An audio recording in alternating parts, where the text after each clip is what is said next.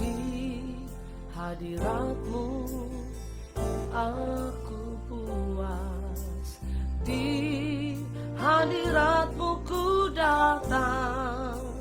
Kehidupanku pernyataan kuasa kekuatan-Mu. Di hadirat-Mu ku datang, persembahkan lagu di hadapan Rajaku.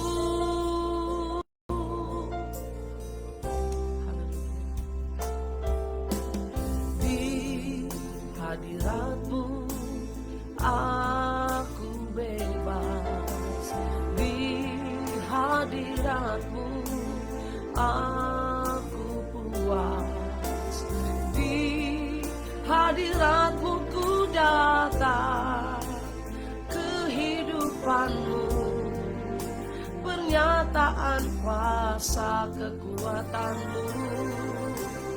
Di hadirat-Mu ku datang, persembahkan lagu di hadapan Rajaku. Di hadirat-Mu ku datang, kehidupanku pernyataan kuasa kekuatan-Mu. Di hadirat-Mu ku datang, persembahkan lagu di hadapan Rajaku. Kami datang di hadirat-Mu Tuhan. Di hadirat-Mu ku datang, kehidupanku pernyataan kuasa kekuatan-Mu. Di hadirat-Mu ku datang, persembahkan lagu di hadapan Rajaku.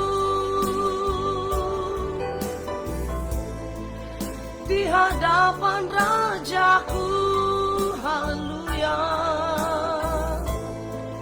Di hadapan Rajaku, terima kasih Yesus buat hadirat-Mu Tuhan. Kami ada, kami puas, kami bebas di hadirat-Mu.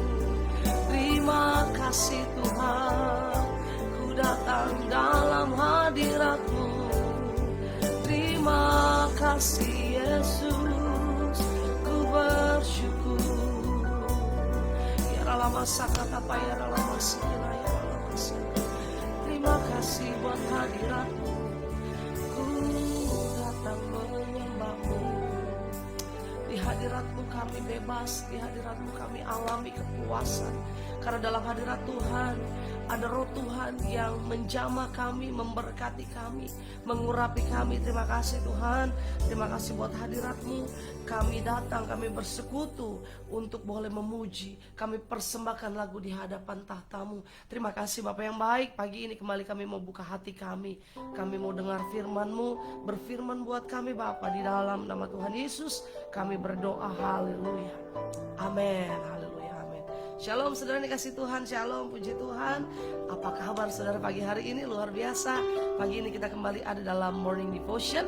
Kita mau dengar firman Tuhan, kita mau diberkati. Karena saya percaya ketika kita berjalan dalam tuntunan Tuhan, maka kita akan mengalami berkat, anugerah, kemurahan Tuhan sepanjang hidup kita sepanjang hari ini.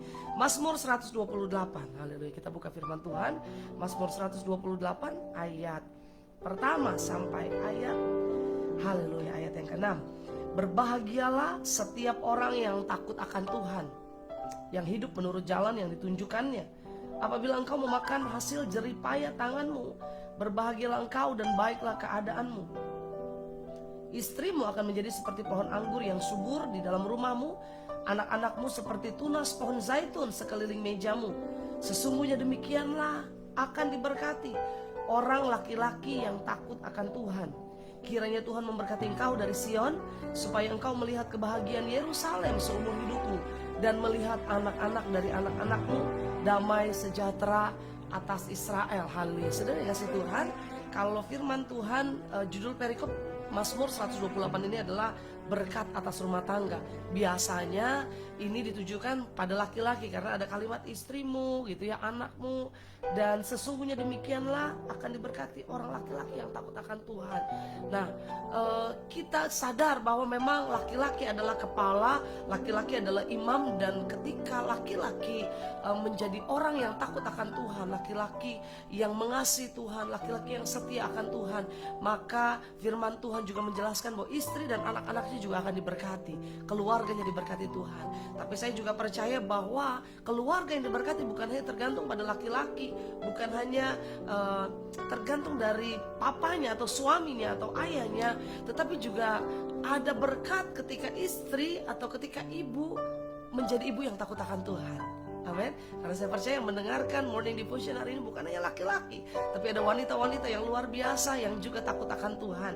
Nah, firman Tuhan di sini berkata bahwa berbahagialah setiap orang yang takut akan Tuhan. Setiap orang, mau laki-laki, mau perempuan, mau dia seorang ayah, mau dia seorang ibu, seorang suami ataupun istri, ataupun dia seorang single begitu ya, belum menikah begitu kan. Nah, saudara dikasih Tuhan, kita mau belajar berkat takut akan Tuhan, bahwa takut akan Tuhan adalah segala-galanya. Takut akan Tuhan adalah menjadi dasar dari kehidupan kita. Takut akan Tuhan bukan seperti kita takut pada kegelapan gitu kan. Kita takut pada ketinggian, kita fobia pada hal-hal tertentu. Tetapi takut akan Tuhan adalah takut akan kedaulatan Tuhan, takut karena kita mengasihi Tuhan, takut karena Tuhan yang ajaib, Tuhan yang besar. Kita kagum dan kita sadar bahwa kebesaran Tuhan adalah segala-galanya. Dan saudara dikasih Tuhan, bahwa takut akan Tuhan adalah bukan takut dalam arti yang negatif. Seperti tadi takut sama kecoa gitu kan ya, takut sama tikus, takut sama kegelapan, takut sama binatang buas dan sebagainya, itu takut yang negatif. Atau takut pada kengerian gitu kan. Tetapi takut yang di sini adalah takut bersifat positif. Takut akan Tuhan berbicara tentang kekuatan, kebesaran, otoritas Tuhan, dan mewujudkannya adalah dengan kita menghormati Tuhan, kita patuh, kita taat, kita setia akan setiap perintahnya. Nah, bukan juga berarti bahwa wah kalau saya nggak setia saya takut dihukum. Bukan sekedar itu saudara. Betul yang tidak setia akan dihukum, tetapi bukan sekedar bahwa kalau kita nggak setia kita akan menerima hukuman kekal atau kita masuk dalam neraka dan sebagainya. Tetapi takut akan Tuhan adalah lebih menghormati Tuhan. Kita sadar bahwa Tuhan sudah mengasihi kita, Tuhan sudah berbuat yang terbaik buat kita. Karena itu kita harus mengasihi Tuhan. Jadi takut akan Tuhan adalah wujud ketakutan yang positif. Wujud ketakutan yang positif yang artinya kita melakukan penghormatan kepada Tuhan, kita patuh akan setiap perintahnya, kita pegang pada Dia, kita mau mengenal Tuhan dan mau memuliakan nama Tuhan. Nah saudara, takut akan Tuhan akan membawa kita semakin dekat dengan Tuhan. Bukan kita takut kita makin jauh ya kan. Biasanya kalau kita takut sama sesuatu kita makin jauh. Kita takut pada ketinggian, kita gak mau dibawa pada ketinggian. Kita takut sama kegelapan, kita gak mau tempat-tempat yang gelap. Tapi takut akan Tuhan membawa kita semakin dekat dengan Tuhan. Yang mengerti katakan amin. Nah, takut akan Tuhan ada berkat yang akan kita terima. Dan kita harus sadar bahwa takut akan Tuhan adalah sesuatu yang luar biasa yang harus kita lakukan sebagai anak-anak Tuhan. Nah, sebenarnya takut akan Tuhan itu adalah apa saja yang akan kita dapatkan. Nah, kalau kita baca dari ayat ini, berbahagialah setiap orang yang takut akan Tuhan. Ternyata yang pertama kita harus sadar, takut akan Tuhan adalah sumber kebahagiaan. Sama-sama bilang sumber kebahagiaan. Kalau saudara mau bahagia, nggak usah healing jauh-jauh kemana, ke luar negeri, nggak apa-apa. Kalau kita ada berkat boleh saudara.